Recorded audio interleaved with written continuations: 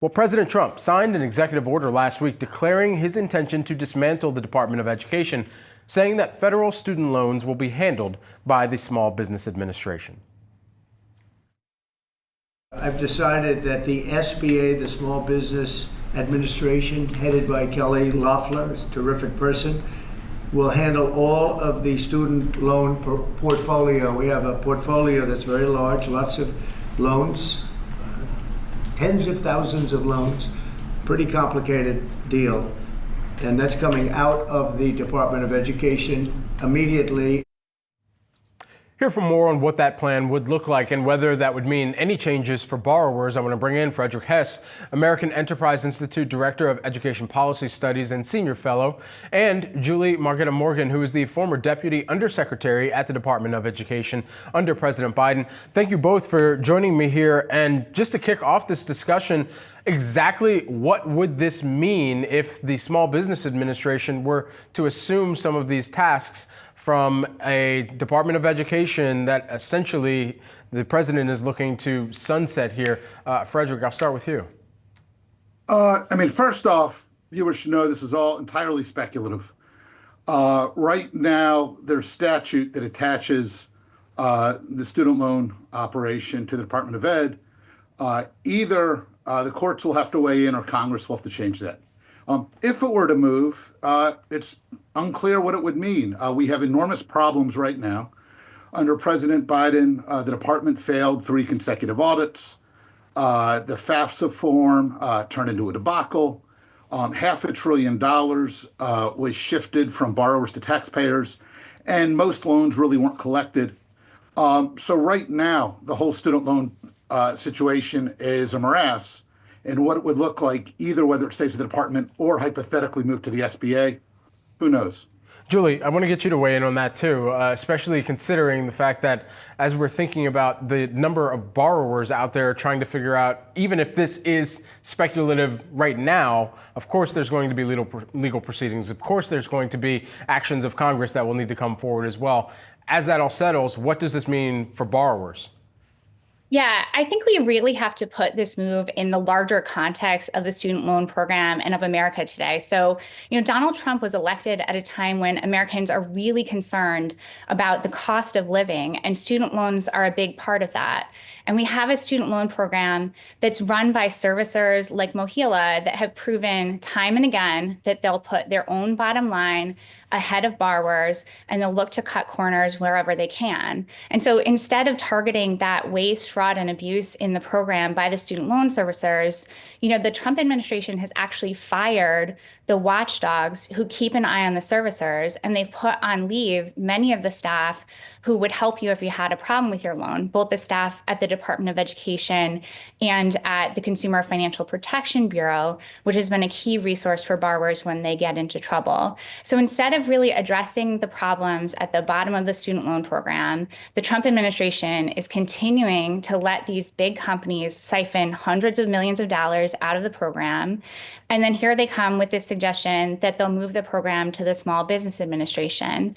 And obviously, moving it unilaterally is illegal, but even if they had the legal authority to do this, it would be a disaster for borrowers. The student loan program is the size of Wells Fargo Bank, right? The Small Business Administration just laid off 40% of their staff. There's no way this is a good idea.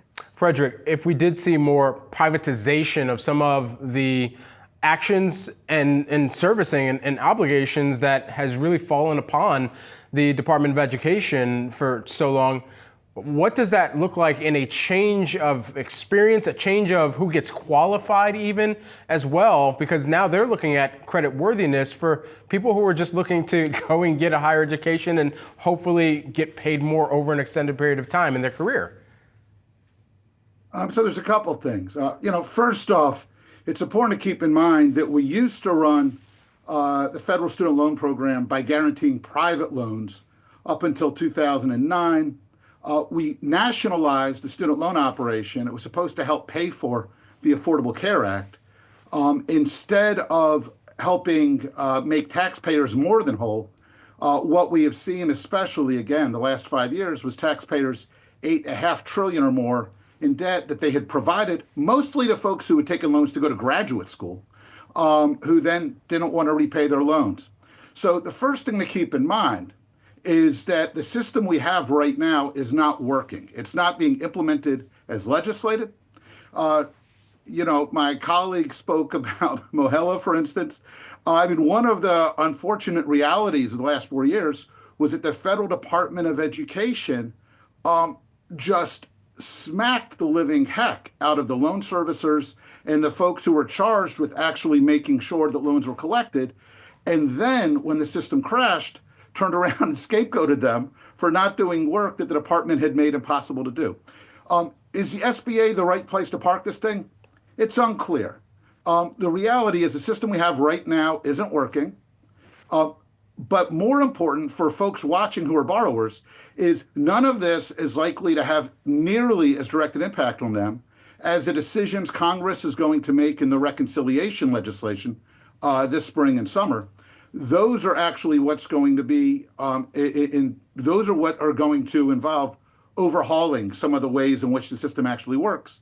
And whether that works out well or poorly is really going to be the most significant thing on the horizon. Julie, just last question to you. The system as we have it right now is extremely expensive. The costs of college education, higher education, far outpace that of wage growth. And with that in mind, are there any advancements that we're hearing at this juncture to rectify what is the very core issue, which President Trump, as you mentioned, was elected at a time where a lot of Americans were saying everything is so expensive. How do we bring down some of these costs? And this is a family financial decision for many households who can't afford it. Yeah, and I completely agree with my colleague here that the program is broken. And Americans agree that affordability in higher education right now is broken. And that is where the Trump administration should be putting its efforts. And instead, what we're seeing them do is create chaos in both the student loan program and in the provision of federal funding for higher education overall. Colleges are scrambling, borrowers are scrambling to understand what these changes are going to mean. And meanwhile, they're waiting for a solution from Donald Trump, who was elected to help address the cost of living in America, about what exactly he's going to do to bring down the cost of college and to make people less dependent on student loans. Frederick and Julie, thank you both so much for taking the time here with us today. We're going to continue to follow the developments here and perhaps continue the conversation as well in the future. Thanks.